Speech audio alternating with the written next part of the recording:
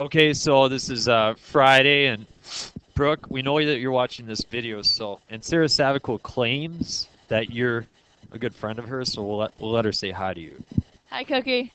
Cookie, what? I don't get it. My daughter says cookie a lot. She's got these cookie pajamas that got little cookies on them. And I've heard that Cookie Monster is no longer Cookie Monster, but Veggie Monster. Is that true? That's stupid. We did? Okay, I'm done watching that show then. All right. Okay, we are going to do example 4 and a couple on the back side, and that's it. And then you're going to have time to work. Today's problems are a little bit more difficult.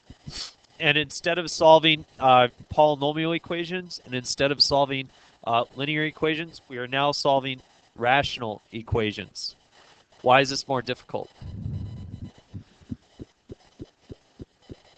What looks more difficult about it? What looks more difficult? It's like fractions, yeah. It's not like, it actually is. So, but we first have to identify, I would suggest you identify that there are solutions here that we cannot come up with. For example, n cannot be some number. What number can n not be? N can be 0, but it can't be 8. Why can it not be 8? Then we would obtain 0 in the denominator, and you cannot divide by 0. So if we come up with a solution here that says n is equal to 8, or 8 is one of the solutions, we must then remove it from the solution set because it says n is excluded from the beginning. So if I want to solve this, I'm going to use the approach that I outlined for you guys yesterday. I am not going to find common denominators all the way through. I am simply going to multiply through by the least common multiple. Do you know what the least common multiple in this problem is? N minus 8. So I'll write the whole thing out so that we are clear. N minus 8 times 1 over n minus 8 minus 1 times n minus 8 over 1 equals 7 times n minus 8 over n minus 8. So I simply multiply through by n minus 8. I'm allowed to do that as long as I multiply one side by n minus 8 and the other side by n minus 8. I've maintained my property of equality. So I haven't changed the value of the function or its solutions at all. So as I move forward here, the reason why it's helpful to do this is I will get rid of all my denominators. What cancels out in the first part? N minus 8. Anything cancel out in the second? I guess you could cancel out the 1. And in the last part, n minus 8's go away. If you do that, you come up with a new equation, which is much simpler to use. My new equation is just 1 minus n minus 8 equals 7. So I think that's the easiest process, to first multiply through and then look to see what you're going to cancel. Here I will distribute the negative. I have 1 minus n plus 8 is equal to 7. Subtract the 1. Negative n plus 8 is equal to 6. Subtract the 6. Negative n is equal to 2, so n equals negative 2. Is negative 2 a possible solution? Is that within our solution set? Yep. The only one it couldn't be in this case would be negative or positive 8. I did not come up with negative or positive 8, so n equals negative 2 is correct. Question? Because I'm an idiot. Sorry. This is what happens when my allergies kick in. All right. Sorry. Subtract 8 from both sides. Negative n is equal to negative 2. So n is positive 2. Is that better? Sorry about that, guys. I took different medication today, and I think it's having a little impact. I'm feeling very warm in the head right now, and I didn't have my Zyrtec, and I asked, yeah, one there. I'm recording, so All right, let's move on to the next problem. It's a little bit more challenging. We will take the same approach. This problem, if I look at the denominator, x squared plus 2x, that factors to x times x plus 2, correct? So in the denominator, I would have x times x plus 2. Therefore, x cannot be what numbers? 0 and -2. Those numbers are excluded from possible solutions. So now I will multiply through by the least common multiple. What is the least common multiple?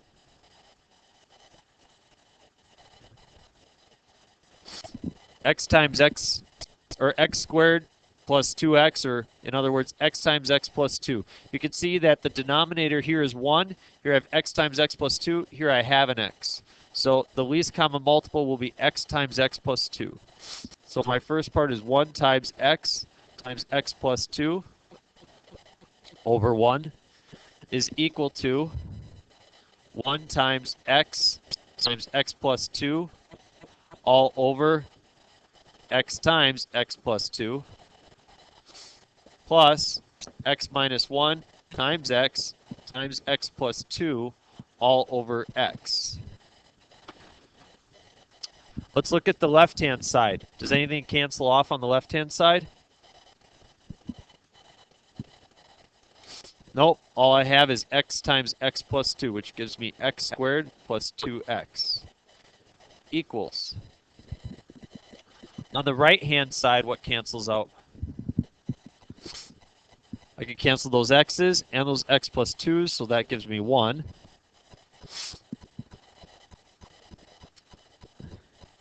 X's cancel. I'm left with x minus 1 times x plus 2. That is my new equation. I will solve for that. X squared plus 2x equals, let's see, x times x is x squared. Negative 1x and positive 2x makes 1x. And negative 1 times 2 is negative 2, plus 1 is a negative 1.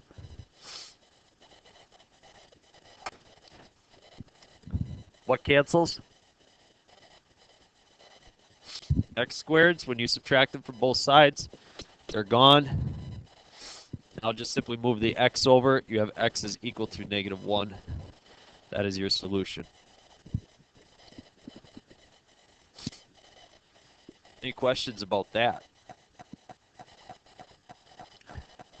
I think that that's easier than finding the common denominators. That's my opinion.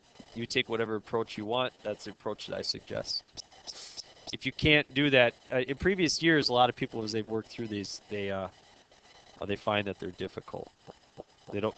So you guys might be different. I don't know. I think you guys are a pretty sharp group. So, is negative 1 part of my? Does that work? Yeah. Only 0 and negative 2 would not work. So that's the only thing I can't do. Okay. Any questions on B? All right, we move to C. Let's employ a different method here. It's actually not a different method, it's the same thing, but there's something that should come to your mind when you see a fraction equal to a fraction. Cross multiply. And so, 2 we will multiply by 3, right? And x minus 2 we will multiply by x plus 1. So we cross multiply. It's really the same thing we just did, right? What's the least common multiple with these denominators? 3 times x plus 1? Well, yeah, so if you multiply the top by 3 times x plus 1, look at what happens. That goes away with that, and that goes away with that. So you're left with 2 times that, and that times that. So cross multiplication is just a shorter way of saying what we have already done, knowing that we have 2 fractions equal to each other. So as we cross multiply, x plus 1 times x minus 2, x squared minus x minus 2 equals what? 6. What to do, what to do, what to do. We zero it out, we get x squared minus x minus 8. Does that factor? So what do? Complete the square, yeah! What a great way to start Friday. Let's complete the square. It's so beautiful. Okay, what number do I use to complete the square?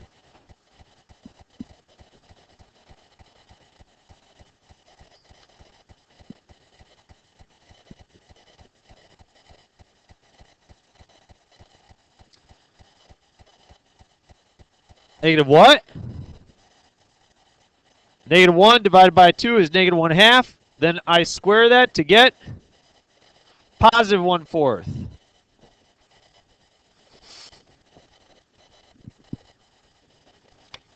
You guys know my friend and colleague, Dr. Hansen?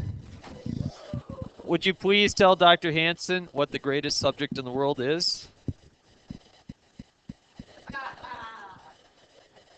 Jesse, why don't you just find a different class to take? All right. Yeah. I'm just recording the lesson for our friend Brooke Hansen, so this is the check. Yes. Yeah, so. And, Oh, okay. All right. Good. So. Yeah. Okay. Yep. I will. I'm going to move on that this year. I'm going to move on that this fall. This September. Yep. I'm on it. Thank you, sir. You guys are supposed to say math, not science.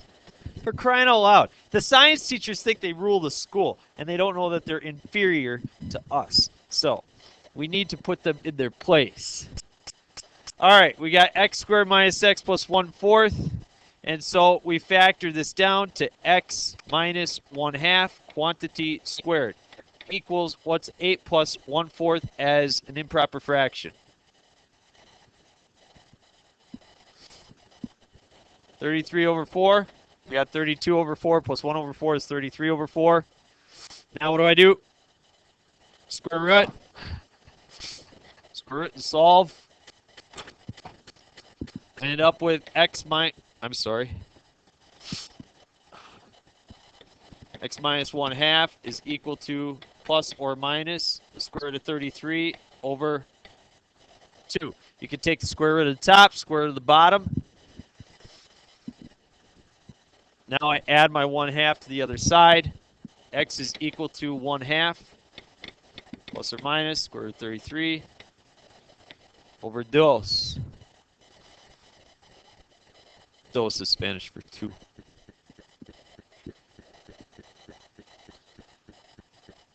Why don't we just do whatever you want to do, Hannah? Maybe I want to be an individual. I don't care which way you do it.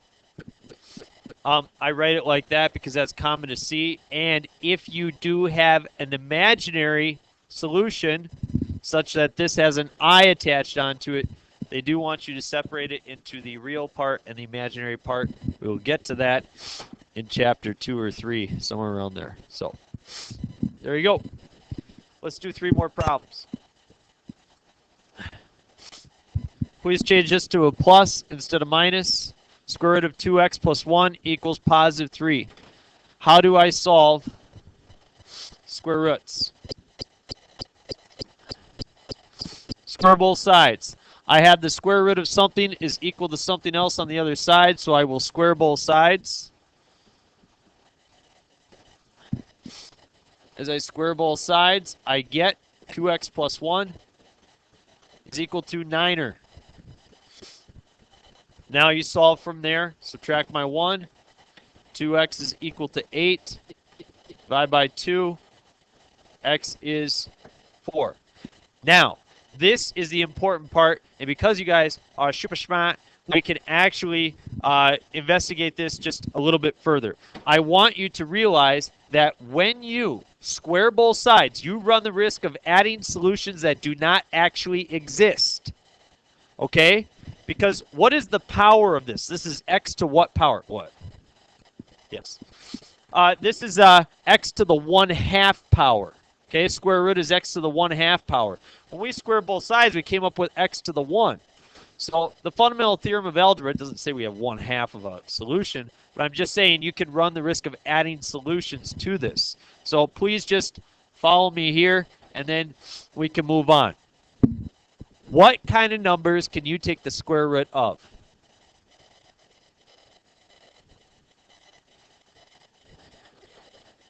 I'm thinking things like negative, 0, positive. How about 0? Square root of 0 is 0. So you can take square root of 0. So basically, would you agree with me if I told you that 2x plus 1, whatever is underneath here, 2x plus 1 must be greater than or equal to 0? You agree? So 2x plus 1 must be greater than or equal to 0. That means that x has to be greater than or equal to negative 1/2. Is that correct? Do you see before how we said that n could not be equal to 8, right? Well, here we're saying that x has to be greater than or equal to negative 1/2. Did I come up with a solution that's greater than or equal to negative 1/2? Yes. So that lies within the possible solution set. Okay? You will do this much more in depth in a couple of units. Okay? So I just want you guys to realize that there are restrictions on square roots. You can't take the square root of everything you want to. If we would come up with a negative 8, well, 2 times negative 8 is negative 16, plus 1 is negative 15, and that does not work. Can that ever happen? You bet it can happen. Flip it over. We got 2 more problems. E looks more difficult. It is. How should I approach this one from the beginning? Add the 3. That sounds like a good idea.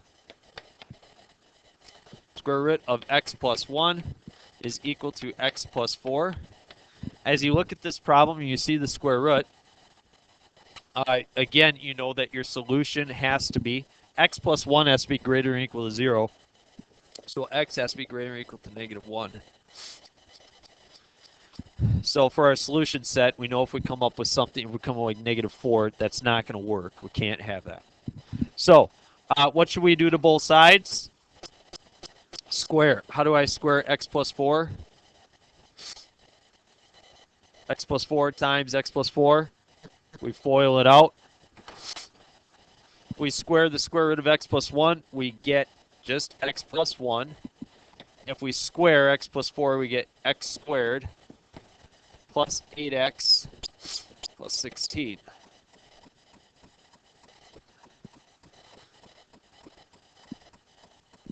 How do we solve polynomials? Set them equals 0 and factor. Yes, very good. 0 equals x squared plus 7x plus 15. So now it's equal to 0. I can use zero product property. What two numbers multiply by 15? They add 7. Nothing, right? Doesn't work. So because it doesn't factor, what do I have to do? What? Use the complete the square, or I could use the quadratic formula. So for this one, I'm going to use the quadratic formula just because I'd like to. So quadratic formula is x equals negative b plus or minus square root of b squared minus 4ac all over twice an a value. Familiarize you guys with that again. So negative b would be negative 7 plus or minus square root of b squared. It's going to be 49 minus 4 times a is 1 and c is 15 divided by twice my a value. So I just plug the numbers in. A for the day. Who knows what this thing under the square root sign is called? It starts with a D. Try, incorrect. What? Dividend? That's even further off. That's like an economics term. Rhymes with discriminant. Discriminant, very good. So, this is the discriminant, and it's called the discriminant because it tells us whether we have real solutions or imaginary solutions. So let's use the discriminant to our advantage. X equals -7 plus or minus square root of. What's 49 minus 4 times 1 times 15?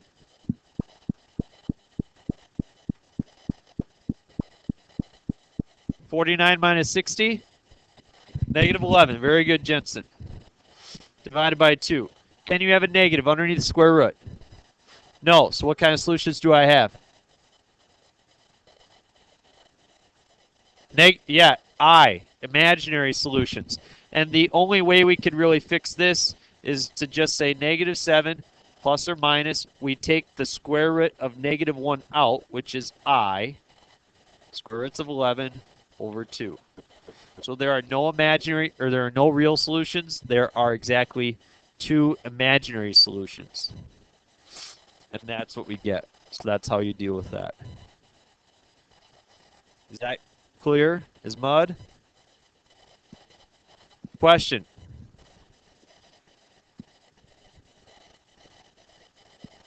Ooh, if it's imaginary anyway, we should just say stop. We're only concerned about real solutions. That is what we do if, we care more. Precalculus is like we say, you know what?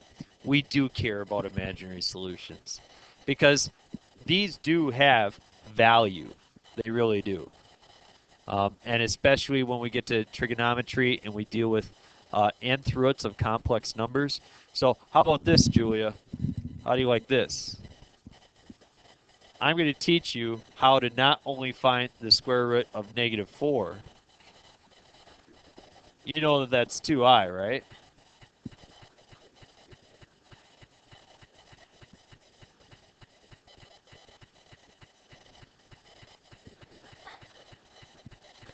She just called my math fake, didn't she?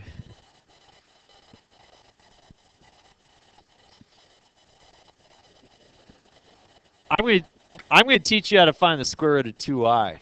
That's what I'm going to do second semester. To answer your question, fundamental theorem of algebra says, how many solutions does that have? 2.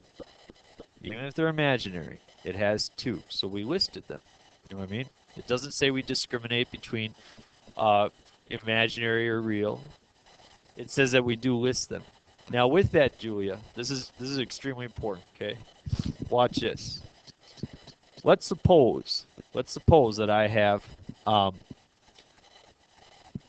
x squared equals 4.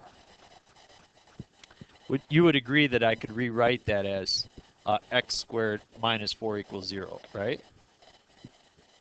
Which then factors to x minus 2 times x plus 2, right? And we could graph that and everything, but it has interesting solutions. Well, similarly, there also has to be a construct for every single polynomial.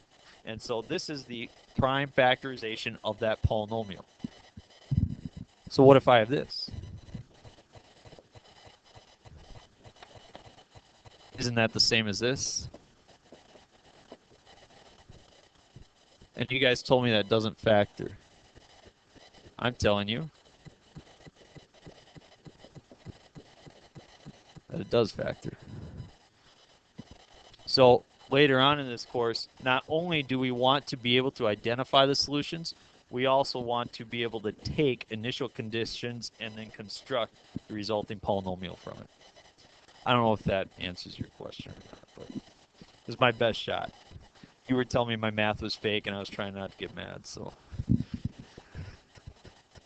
Got to list the imaginary. Imaginaries are important. That's the reason why we have alternating currents for electricity, right? We talked about that the first day, so we list them. Okay, last problem, F. Cube root. Can you have a negative under a cube root sign? Yes, you could take the cube roots of negative numbers. So that's okay. So I'm going to leave that alone. We could have any kind of number come up as a solution. I'm going to start dividing by 2. And that leaves me with the cubed root of x plus 3 is equal to 4. How do I get rid of the cubed root? I cube it. If I cube it, I get x plus 3 is equal to 64. Subtract your 3, x is equal to 61. That's a possible solution. If you plug it back in, you're going to get the correct answer, and that is that. The rest of the stuff that we do is going to take more time. As you can see, we don't have time. We'll look at some things on Monday. Your assignment up here on the board, I need to write this down for the sake of Brooke. So adding on to your assignment, page 57.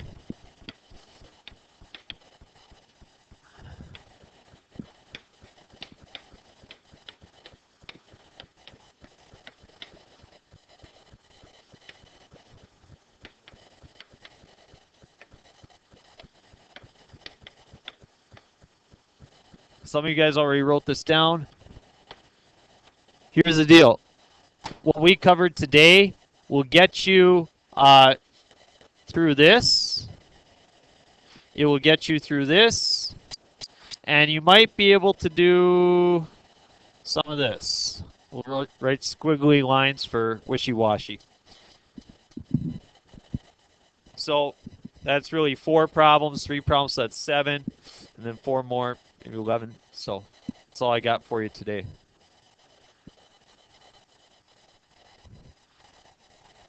This last section is taking me longer than what I thought it would. So we might end up not testing until, say, Thursday. We'll see. We'll see where we're at. Okay. Bye-bye, Brooke. It's been nice knowing you.